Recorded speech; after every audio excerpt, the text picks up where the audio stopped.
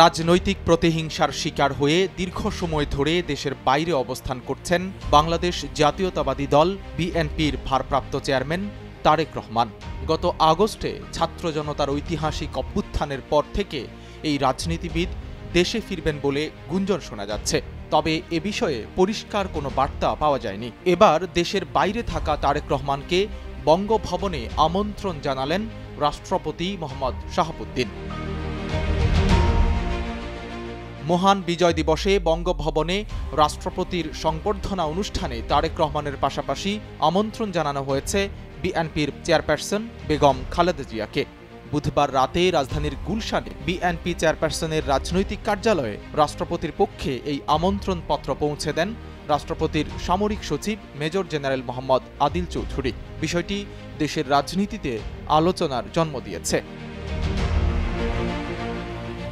জানা যায়, বিএনপির চেয়ারপারসন ও ভারপ্রাপ্ত চেয়ারম্যানের পক্ষ থেকে আমন্ত্রণপত্র গ্রহণ করেন দলের স্থায়ী কমিটির সদস্য AZM জাহিদ হোসেন। বিএনপি চেয়ারপারসনের প্রেস উইং কর্মকর্তা শামসুদ্দিন দিদার গণমাধ্যমকে এই তথ্য নিশ্চিত করেছেন। এর আগে গত ২১ নভেম্বর ঢাকা সেনানিবাসের সেনাকুঞ্জে সশস্ত্র বাহিনী দিবসের অনুষ্ঠানে অংশ নিয়েছিলেন বিএনপি চেয়ারপারসন বেগম খালেদা জিয়া।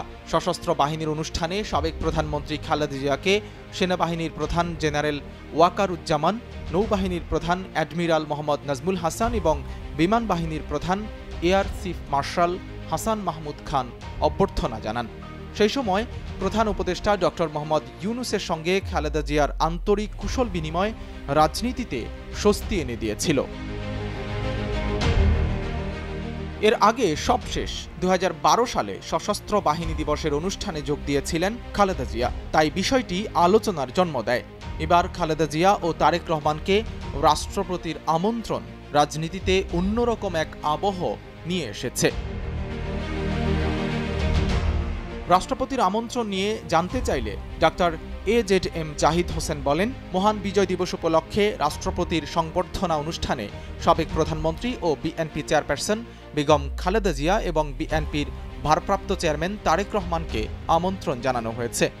রাত ৮টার দিকে বিএনপি চেয়ারপারসনের রাজনৈতিক কার্যালয়ে রাষ্ট্রপতির সামরিক সচিব আমন্ত্রণপত্রটি তার কাছে পৌঁছে দিয়েছেন বলে জানান তিনি। সাইদ রহমান, কালের কণ্ঠ।